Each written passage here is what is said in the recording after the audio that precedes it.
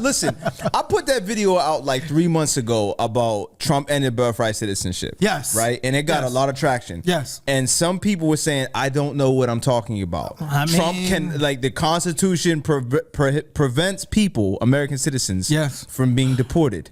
Well. It sounds like I was right. Look what we have. Did you want to play the clip of Trump was meeting with a guy that rules himself, President Nayib. I'm just gonna call him the president of El Salvador because I'm not good with names. Who brands himself the world's coolest dictator. So Trump was meeting with him. El Salvador has a deal with the United States where they're sending prisoners there. There is a prisoner who was sent there according to their own DOJ. This is Trump's DOJ on an error that the Supreme Court is saying they have to bring back, which they're saying they're not going to bring back. But not only are they not going to bring back this man, they're also thinking about sending the homegrown criminals. You and me. Did you want to play that clip? Jesus Christ. The matter, the people wanted to change everything, and they wanted to. They love you. They love what you do. I'm not your supporter. I want them to do, homegrown criminals next. I said, homegrowns are next. The homegrowns. You got to build about 5 more places. Yeah, that's homegrown. All right. But also, can you play that clip? They asked him directly. Yeah. Would he send American citizens to El Salvador? You mentioned that you're open to deporting individuals that aren't foreign aliens but are criminals to El Salvador.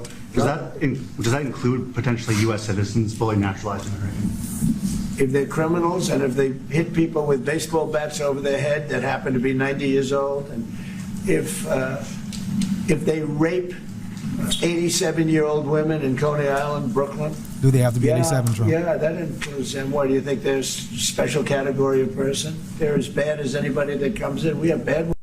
Ironically, the man speaking has 34 felonies. I was literally just thinking, and according to a civil court, actually committed rape. You know what I'm saying? According to a civil court. So that's fascinating that he would say that. Coming to you, Miracle, as you do triple duty.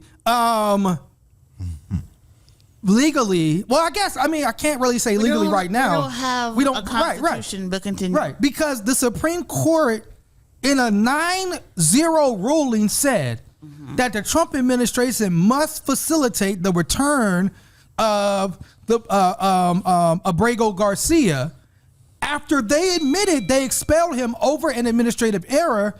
Trump and his White House is doubling down that they're not going to return this man.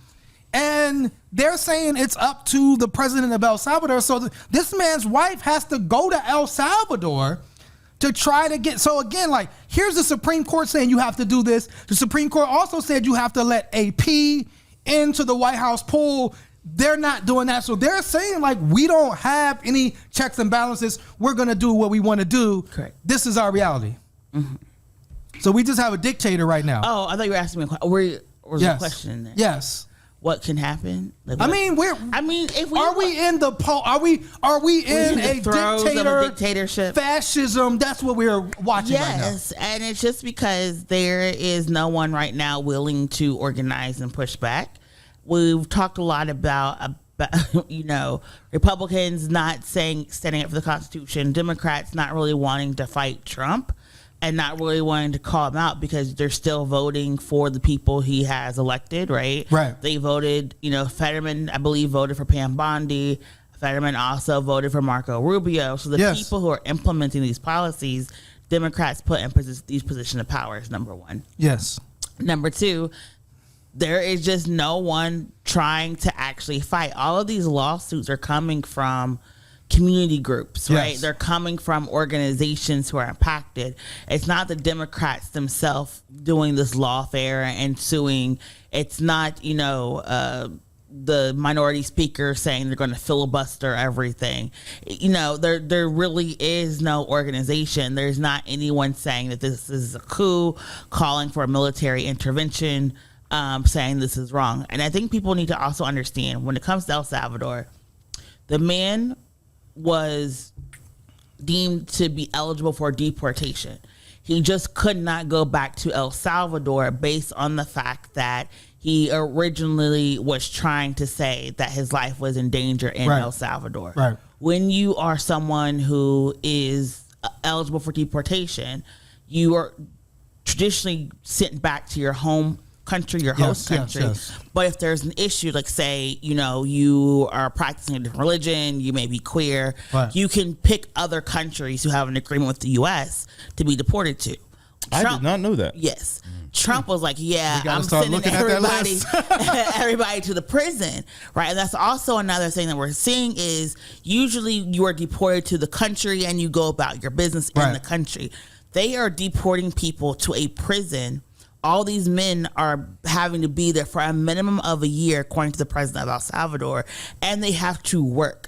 So they're being sent to a concentration labor camp where they're being forced to work to make products that are being sold. So this is really sounds like something I can't put my finger on it. Enslavement agreement. That's the word. And then they're saying you have to stay here for a minimum of a year and you haven't been convicted of anything. Right. And so that is now becoming the issue because we also saw yesterday there was a man who was born a Palestinian who is being deported. He's being arrested to be deported, and nobody knows where he's going to be deported to. Right. So is he going to be deported to Israel? This is the Colombian student that was just recently arrested. Yes. So people don't know if they're being if now when they're getting grabbed by ICE.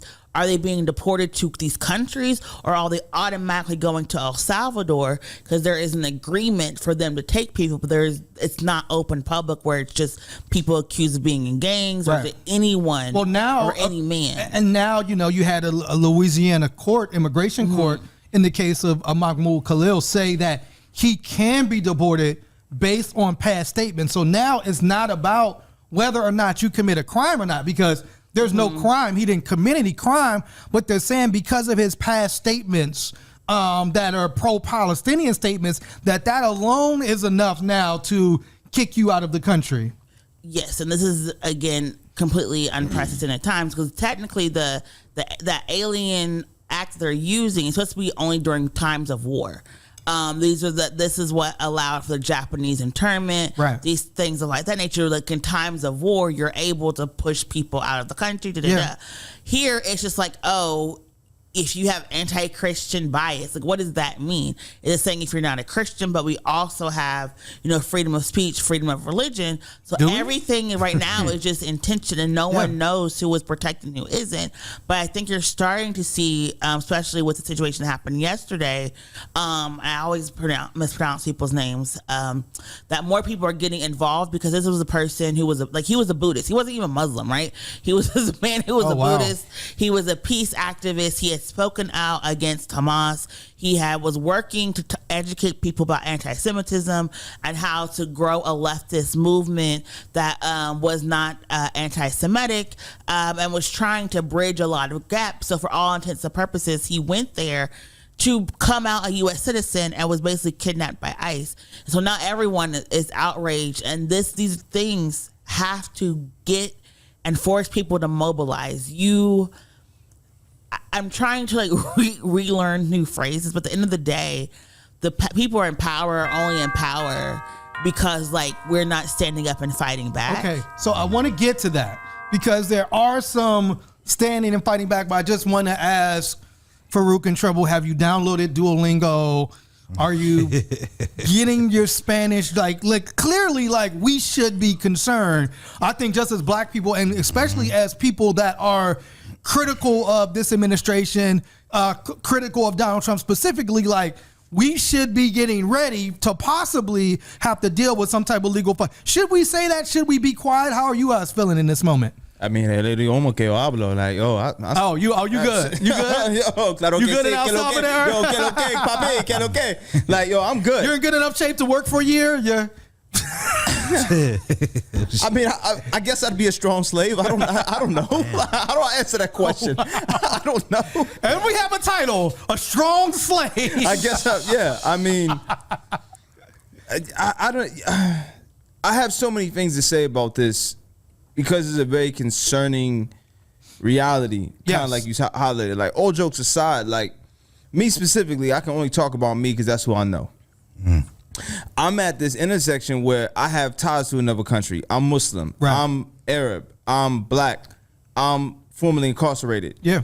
I am anti things. Yes. Right? I'm pro things. Yes. That lines me directly up for...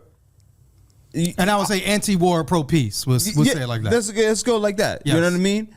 I'm a prime candidate to be... You are literally the poster child. I am literally the poster child for said abductions. And, you know, it's concerning. Yeah. I don't think I've ever come to a time like... I'm not worried about going back to jail. Do I want to go back to jail? No. Right. Jail don't bother me like it bothers other people because niggas been through that. This is something completely different. Yeah. This is a time where I'm actually a little worried about, and I've had conversations with you and other people close to me, like, yo, the world feels a little different right now. Right. It's like palpable in terms of like, yo, I'm somebody that speaks out. I'm somebody that, you know, has been very prominent. Yeah, I'm visible. Right. And therefore, I could be one of these individuals. Again, if they're grabbing up, and I didn't know the person was Buddhist, they're grabbing up Buddhist, like they can make a case for anybody. I've done a song, a rap song in support of Palestine. They could take that song and say, yo, you said this, now you gotta go. You know what I'm saying? We talked about this before. The whole first part of our careers as rappers was about Islamic things. 100%. Socially conscious music, liberation for oppressed people. Yes. And I'll say this before I kick over trouble. Not too long ago, a couple years ago, ICE was committing covert, I don't see even covert, but they were committing raids in Pittsburgh. Yeah. And one of the ways, and they were doing this in cities across America, one of the ways they were identifying people when asking for papers and snatching up people, where they were coming up to people in grocery stores and asking where the washroom was in Spanish.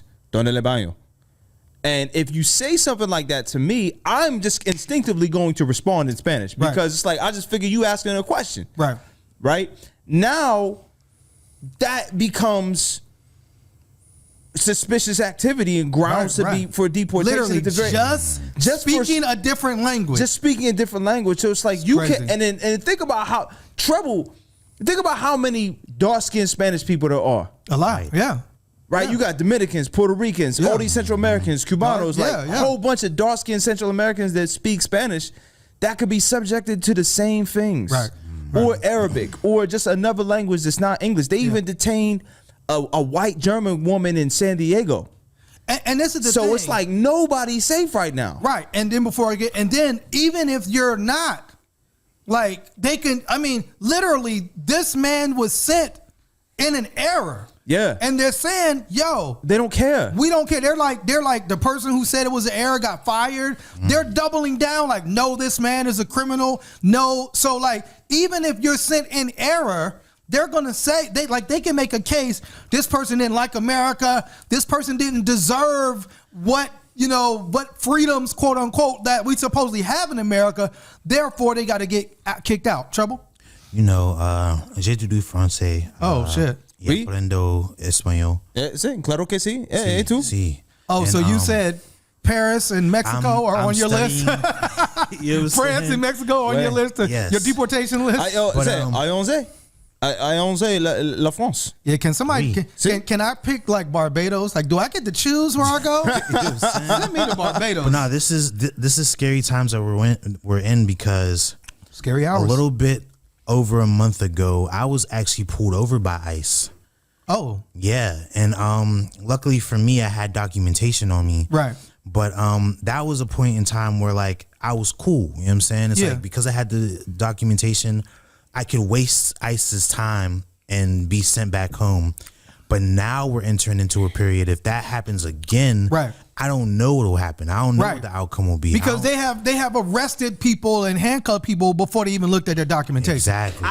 And a lot of times they're masked up to where you don't even know who this person they look is. They look like just like jump out boys. Now, you know what I mean? Now Pittsburgh is a city. What's unique about Pittsburgh to every other city is you can carry a gun in Pittsburgh legally. Open carry. Open carry. Yeah. And then it's very easy to get a concealed carry license. Yeah. So now if some dudes roll up to you with masks on, Right, and you put a nigga down. and you pull out your gun, they pull out your gun. Now you're a cop killer. Right. Or a killer of a... So it's so much that can go wrong, but it seems like this is where they want it to be. Yeah, you know? precisely. Can if you feel comfortable, can you just talk about like what that experience was like? Because I'm very curious of like how they were stopping people. And, Right? like, Did they have the light? Yeah, but it was a completely unmarked vehicle. It looked like a regular car. Right. And I remember I went past 2 stop signs, and all of a sudden this white SUV behind me has cop lights in its grill. And I'm like, whoa, what the fuck? This is weird. Yeah. I thought this was a regular car. Right. So then I pull over.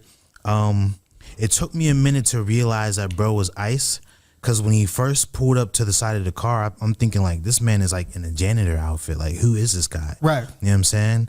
But then I saw 2 cop cars behind me pull up shortly after him. Right. And he told me it was about one of my taillights was out, and to get that fixed ASAP. And also the plate on my car isn't my new plate. Right. So he's thinking, oh, he's driving in an unregistered vehicle. Right. He must be, you know what I'm saying? Yeah. Oh, that's super fascinating. But I don't think ICE has jurisdiction to do traffic stuff. No, they Miracle, don't. you're talking about laws that obviously don't exist here in the United States No, but anymore. I do